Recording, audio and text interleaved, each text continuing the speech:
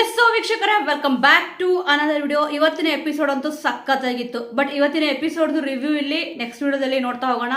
ಈಗ ಮೇನ್ ಆಗಿ 4ನೇ ಟಾಸ್ಕ್ ಕೂಡ ಇಲ್ಲಿ ಮುಗ್ದಿದೆ. ಇಲ್ಲಿ ನಾನು ಕಳೆದ ವಿಡಿಯೋದಲ್ಲೇ ಇಲ್ಲಿ ಅಪ್ಡೇಟ್ ಕೂಡ ಕೊಟ್ಟಿದ್ದೆ.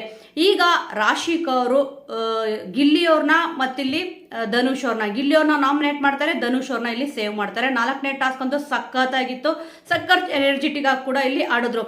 ಇಲ್ಲಿ ಧನುಷ್ ಅವ್ರ ಟೀಮಲ್ಲಿ ಮತ್ತೆ ಗಿಲ್ಲಿ ಅವ್ರ ಟೀಮಲ್ಲಿ ಯಾರ್ಯಾರು ಆಡಿದ್ರು ಅಂತಂದ್ರೆ, ಇವಾಗ ಮೊದಲಿಗೆ ಇಲ್ಲಿ ಗಿಲ್ಲಿ ಅವ್ರ ಟೀಮಲ್ಲಿ ಬಂದ್ಬಿಟ್ಟು ಸೂರಜ್ ಅವರು ಮತ್ತೆ ಗಿಲ್ಲಿ ಅವರು, ರಘು ಅವರು 3 ಜನ ಆಡ್ತಾರೆ. ಮತ್ತೆ ಇಲ್ಲಿ ಧನುಷ್ ಅವರು, ರಜತ್ ಅವರು, ಮಾಳು ಅವರು, ಈಗ 2 ಟೀಮು 4ನೇ ಟಾಸ್ಕ್. ಈಗ ಒಂದು ಕನ್ಫ್ಯೂಷನ್ ಏನಪ್ಪಾ ಅಂತಂದ್ರೆ, ಎಪಿಸೋಡ್ ಬರ್ತಿರೋ ಕಾರಣಕ್ಕೆ ನನಗೆ ಕನ್ಫರ್ಮ್ ಆದ ಇನ್ಫಾರ್ಮೇಶನ್ ಗೊತ್ತಿಲ್ಲ. ಬಟ್ ಯಾರು ಗೆದ್ದಿದ್ದಾರೆ ಅಂತ ಗೊತ್ತು. ಮೇನ್ ಆಗಿ ಇವಾಗ ನೋಡಿ 4ನೇ ಟಾಸ್ಕ್ ಅಲ್ಲಿ ಗಿಲ್ಲಿ ಅವರು ಇಲ್ಲಿ ನಾಮಿನೇಟ್ ಆಗಿದ್ದಾರೆ ಅಂತಂದ್ರೆ ಇಲ್ಲಿ ಅವರು ಸೇವ್ ಆಗಿಲ್ಲ ಅಂತ ಅರ್ಥ. ಧನುಷ್ ಅವರು ಸೇವ್ ಇದ್ರು, ಆದ್ರೆ ಗೇಮ್ ನ ಯಾರು ಗೆಲ್ತಾರೋ ಅವ್ರು ಇಲ್ಲಿ ಸೇವ್ ಆಗ್ತಾರೆ. ರಾಶಿಕ್ ಅವ್ರು ಏನೇ ಮಾಡಿರೋದು, ಸೇಫ್ ಅಂತ ಮಾಡಿರ್ಬೋದು ಅಥವಾ ನಾಮಿನೇಟ್ ಅಂತ ಮಾಡಿರೋದು, ಅದ್ಯಾವುದು ಕೂಡ ಇಲ್ಲಿ ಲೆಕ್ಕಕ್ಕೆ ಬರಲ್ಲ. ಕೊನೆಯದಾಗಿ ಉಳ್ಕೊಳ್ಳೋದು ಇಲ್ಲಿ ರಘು ಅವರು ಮತ್ತಿಲ್ಲಿ ರಜತ್ ಅವರು ಉಳ್ಕೊಂತಿದ್ರು.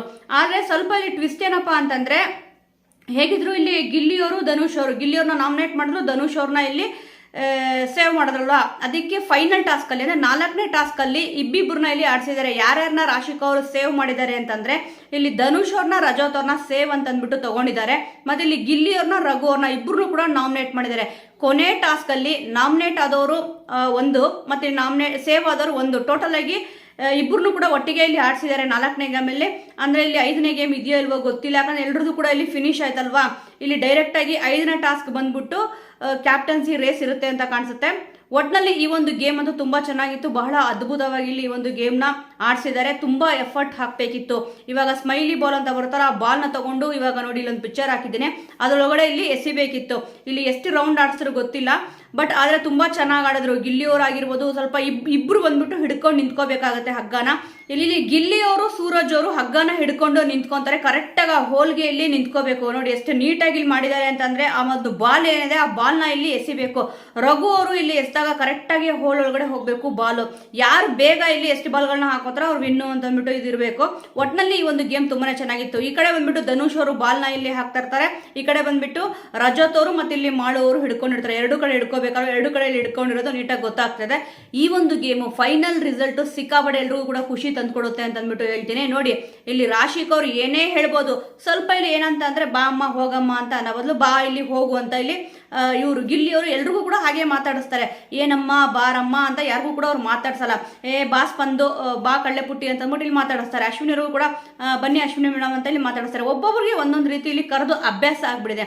ಆಲ್ರೆಡಿ 80 ಡೇಸ್ ಆಗಿದೆ. ಇಲ್ಲಿ ರಾಶಿಕ್ ಅವರು ಇವಾಗ ಹೇಳ್ತಾ ಇದಾರೆ, ಗಿಲ್ಲಿ ಅವರು ಮರ್ಯಾದೆಯಿಂದ ಮಾತಾಡಲ್ಲ, ಸ್ವಲ್ಪ ಹರ್ಟ್ ಆಗುತ್ತೆ. ಅವರು ಕ್ಯಾಪ್ಟನ್ ಮರ್ಯಾದೆ ಕೊಟ್ಟಿಲ್ಲ ಅಂದ್ರೂ ಪರವಾಗಿಲ್ಲ, ಆ ಒಂದು ಪೊಸಿಷನ್ ಏನಿದೆ ಅದಕ್ಕೆ ಇಲ್ಲಿ ಮರ್ಯಾದೆ ಕೊಟ್ರೆ ಸಾಕು ಅಂತ ಬಿಟ್ಟು ಗಿಲ್ಲಿ ಅವರು ಇದನ್ನ ಫಸ್ಟ್ ಇಲ್ಲಿ ಎಕ್ಸ್ಪೆಕ್ಟ್ ಮಾಡಿದ್ರು.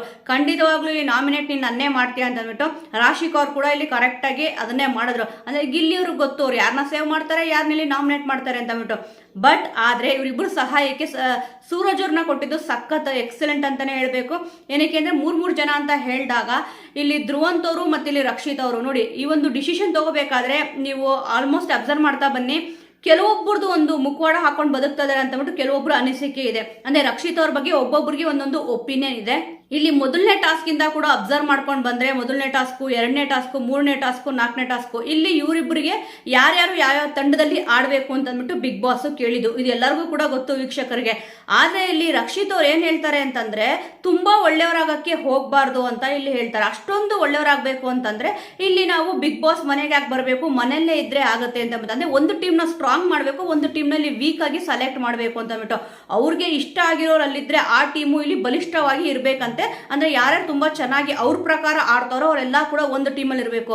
ಯಾರ್ಯಾರು ಇಲ್ಲಿ ಅಷ್ಟೊಂದು ಆಡಲ್ವೋ, ರಕ್ಷಿತ್ ಅವ್ರ ಪ್ರಕಾರ ನಾನು ಹೇಳ್ತಾ ಇರೋದು, ಅವರೆಲ್ಲ ಇನ್ನೊಂದು ಟೀಮಲ್ಲಿ ಇರಬೇಕು ಅಂತ ಅಂದ್ಬಿಟ್ಟು ಈ ಒಂದು ವಿಚಾರ ನೀವು ಅಬ್ಸರ್ವ್ ಮಾಡಿ. ಕಾವ್ಯ ಅವ್ರಿಗೆ ಏನೊಂದು ಟಾಸ್ಕ್ ಕೊಟ್ರು, ಲೈವ್ ನೋಡಿದವ್ರಿಗಂತೂ ಇಲ್ಲಿ ಯಾರು ಗೆದ್ದಿದ್ರು ಅಂತ ಅಂದ್ಬಿಟ್ಟು ಗೊತ್ತಾಯ್ತು. ಕಾವ್ಯ ಅವ್ರ ಗೆದ್ರ ಇಲ್ಲ ಮಾಳು ಅವ್ರ ಗೆದ್ರ ಅಂತ ಅಂದ್ಬಿಟ್ಟು. ಆದ್ರೆ ಇಲ್ಲಿ ಫೇವರಿಸಮ್ ಮಾಡ್ಕೊಂಡು ಆಡ್ತಾ ಇದಾರೆ ಅಂತ ಅಂದ್ಬಿಟ್ಟು ರಕ್ಷಿತ್ ಅವರು ನೀಟಾಗಿ ಗೊತ್ತಾಗ್ತಿದೆ. ಧ್ರುವಂತ್ ಅವ್ರು ಹೇಳ್ತಾ ಇದಾರೆ ಆ ರೀತಿ ಮಾಡೋದ್ ಬೇಕಾಗಿಲ್ಲ ಅಂತ ಅಂದ್ಬಿಟ್ಟು. ಆದ್ರೂ ಕೂಡ ಇಲ್ಲಿ ರಕ್ಷಿತ್ ಅವರು ಇಲ್ಲ ಕಾವ್ಯ ಇಷ್ಟ ಇಲ್ಲ ಅಂತ ಅಂದ್ಬಿಟ್ಟು ಯಾವ ರೀತಿ ಇಲ್ಲಿ ಎಗರಾಡೋದು ಕಿರ್ಚಾಡೋದು ಮಾಡಿದ್ರು. ಯಾಕಂದ್ರೆ ಅವ್ರು ಇಲ್ಲಿ ಬಾಲ್ ಟಾಸ್ಕ್ ಏನ್ ಕೊಟ್ಟಿದ್ರು, ಇಲ್ಲಿ ಕರೆಕ್ಟ್ ಆಗಿ ಪಿನ್ ಏನ್ ಚುಚ್ಚಬೇಕಿತ್ತು ಈಸಿಯಾಗಿ ಮಾಡ್ಕೊಂಡೋದ್ರು. ಇಲ್ಲಿ ರಕ್ಷಿತ್ ಅವ್ರು ಏನಪ್ಪಾ ಅನ್ಕೊಂಡಿದ್ರು ಅಂತಂದ್ರೆ, ಇಲ್ಲಿ ಕಾವ್ಯ ಅವರು, ಗಿಲ್ಲಿ ಅವರು, ಮತ್ತೆ ಇಲ್ಲಿ ಚೈತ್ರ ಅವರು, ಮತ್ತೆ ರಘು ಅವರು, ಈ ಒಂದು ಟೀಮು ಅಷ್ಟೊಂದು ಚೆನ್ನಾಗಿಲ್ಲ. ಯಾಕಂದ್ರೆ ಅವ್ರು ಸೋಲ್ತಾರೆ ಅಂತ ಅಂದ್ಬಿಟ್ಟು ಈ ರಕ್ಷಿತ್ ಅವ್ರ ಮನಸ್ಸಲ್ಲಿತ್ತು. ಆದ್ರೆ ಬಲಿಷ್ಠವಾಗಿ ಕಾಣ್ತಾ ಇದ್ದಿದ್ದು ರಕ್ಷಿತ್ ಅವ್ರ ಪ್ರಕಾರ ಇಲ್ಲಿ ಧನುಷ್ ಅವರು, ಅಶ್ವಿನಿ ಅವರು ಸಿಕ್ಕಾಪಟ್ಟೆ ಬಲಿಷ್ಠವಾಗಿ ಕಾಣಿಸ್ತಿದ್ರು. ಮಾಡೋರೆಲ್ಲರೂ ಕೂಡ ಅಂದ್ರೆ ಅವ್ರ ಟೀಮ್ ಸ್ಟ್ರಾಂಗ್ ಇದೆ, ಅವ್ರು ಗೆಲ್ತಾರೆ ಅಂತ ಅನ್ಕೊಂಡಿದ್ರು.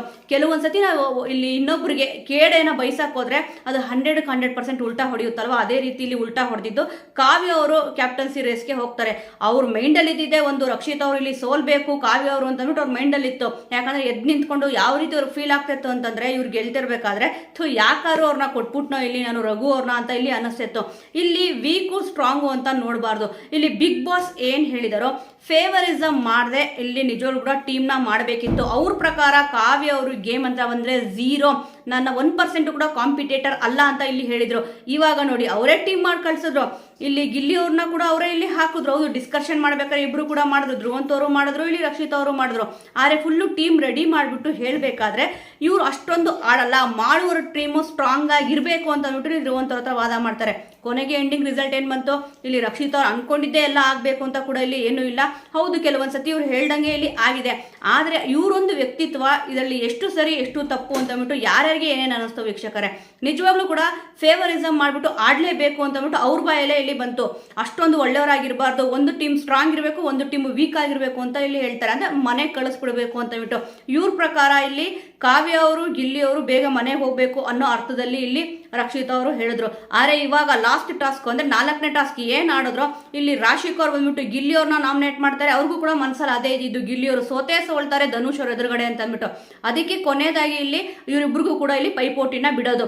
ರಾಶಿಕ್ ಅವ್ರ ಲೆಕ್ಕಾಚಾರನೇ ಇಲ್ಲಿ ಬೇರೆ ಇತ್ತು, ಆದ್ರೆ ದೇವ್ರ ಲೆಕ್ಕಾಚಾರನೇ ಬೇರೆ ಇತ್ತು. ಇಲ್ಲಿ ಮೇಯ್ನ್ ಆಗಿ ಒಂದು ಅಬ್ಸರ್ವ್ ಮಾಡ್ಬೇಕಾಗಿರೋದೇನಪ್ಪಾ ಅಂತಂದ್ರೆ, ಯಾವಾಗ ನಮ್ಮ ಮನಸ್ಸಲ್ಲಿ ಕೆಟ್ಟದಿರುತ್ತೋ ಖಂಡಿತವಾಗ್ಲೂ ನಾವು ಯಾರಿಗಾದ್ರೂ ಇಲ್ಲಿ ಬೇಕು ಅಂತ ನಮ್ಗೆ ಗೊತ್ತಿರುತ್ತೆ ಅದು ಕೆಟ್ಟದು ಅಂತ ಅಂದ್ಬಿಟ್ಟು, ಆದ್ರೂ ಕೂಡ ನಾವು ಅವ್ರಿಗೆ ಕೇಡಾಗ್ಲಿ ಅಂತ ಅಂದ್ಬಿಟ್ಟು ಬಯಸಕ್ ಹೋದ್ರೆ ಖಂಡಿತವಾಗ್ಲೂ ಅದು ನಡೆಯೋದೇ ಇಲ್ಲ.